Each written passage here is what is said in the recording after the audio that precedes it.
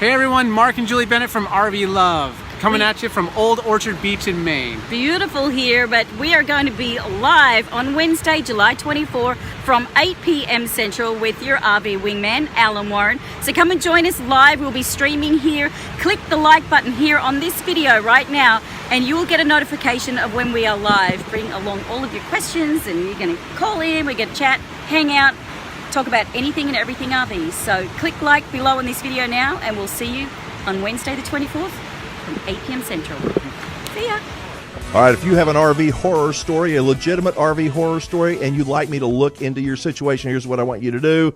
I want you to condense your problem into no more than 3 sentences and send a couple of good pictures with those 3 sentences to me at info@thervshowusa.com. I will see what I might be able to do. All right, we have one of the country's smartest and best-loved RVers on our guest line. She is an icon to so many folks, especially to women who are interested in camping and RVing, and we are glad to have her with us. It's the girl camper herself, Janine Pettit. You are such an inspiration, Janine. Well, thank you, Alan. It's great to be back. Well, you are just always so happy and bubbly. And how's your summer been going so far? You've been doing a lot of camping? Local camping, Alan. This is the last 2 years in a row I did big cross-country trips. And this year, guess what? I'm sticking close to home, long weekends with my husband and the girlfriends, but just, staying closer to home and exploring some of the local parks by me. Well, that's good. At least you're being able to get out and enjoy the outdoors. So, oh, yes. I listened to one of your podcasts there on girlcamper.com, and you deliver such great meaningful, effective information in your podcast. This one was about how tips on buying a used RV. I think you did that one just recently, but what great info. Yeah. Well, thank you. It is our aim. There's so many girl camper groups out there, and there's so much enthusiasm, and there's so much such a big desire to get out there and do that, but we really want people to do that safely, and our goal at Girl Camper is to just really give people good information that helps them make great choices. I think you do that. Can you give a little sample of what was in that, how, tips on buying a used RV? Because I found, you had 3 or 4 reasons why people might want to consider looking at a used RV before buying a new one, and I thought all of them were good ideas.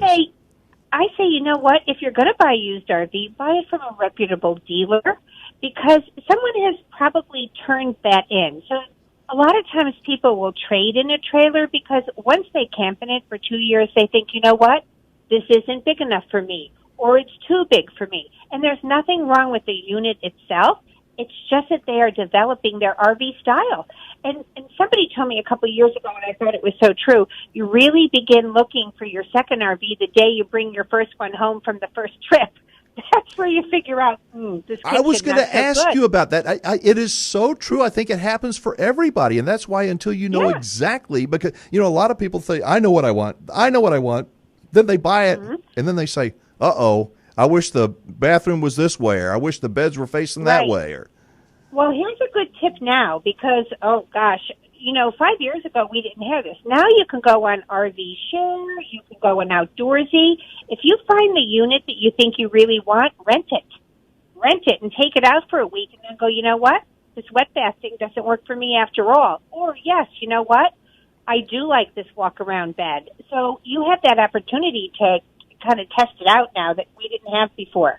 People have more options today than ever. There's more floor plans, there's more RVs on the market, and sometimes it can be overwhelming because there's so many options, but when you take your time, you do your homework, you listen to the Girl Camper podcast, I think you have a whole lot better chance of scoring a good one. So one of the things that I noticed about you, Janine, is that you have such a tremendous, powerful personal connection with the people in your group and the girl campers out there.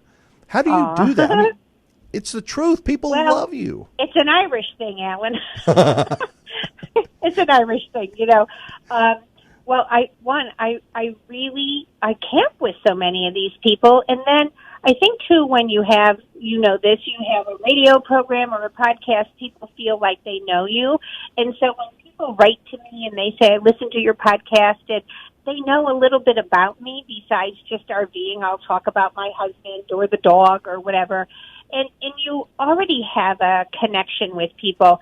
And plus, our Facebook community is such a tight, good group. And I'm a no-nonsense admin on that page. If we get snarky people, they're off. They're done.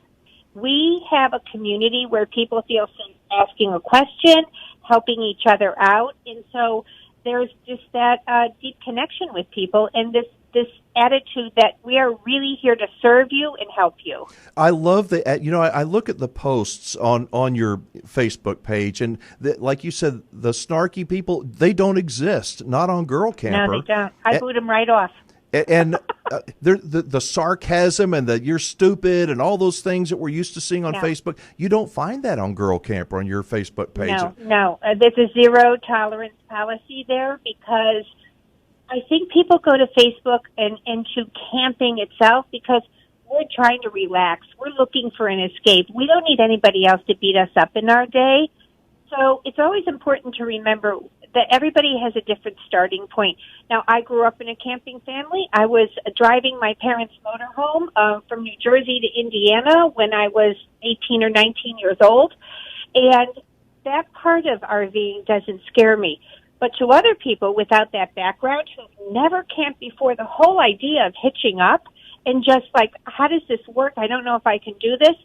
Not knowing what a coupler is or a pin lock, that may seem like, how could you not know that to some people?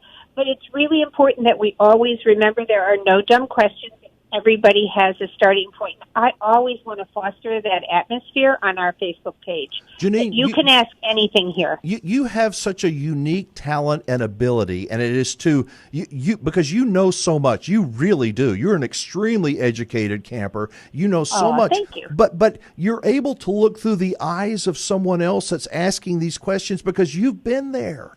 And you're gentle with the way you teach them and lead them, and your podcasts they're fun, but they're very informative. Do they all have different themes or anything consistent throughout? Well, we try to rotate a little. I mean, it's so important to me that we just be more than just people who inspire, because if you inspire people but then you don't give them the tools, I think that's just kind of mean.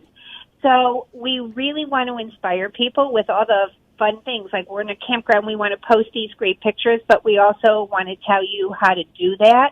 So it's important that we educate, but we kind of rotate. So we'll do something on tips for buying a used RV and 6 things to make sure you do before you pull out the driveway. But the next week we might have an interview with Sandy, who just sold her house and bought a Class B and is taken off to see the world. So we kind of rotate. So we are touching on different areas of the RV lifestyle all the time.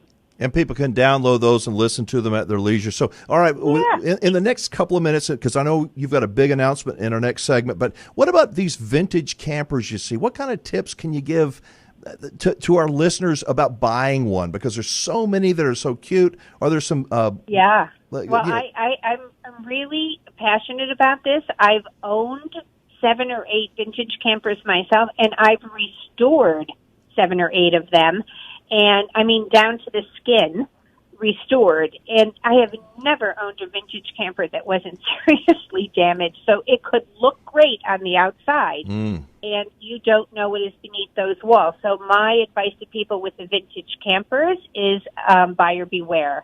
And very beginning of the podcast, I believe it's like episode 9, our friend Mark Polk from RV Education 101 came on the show.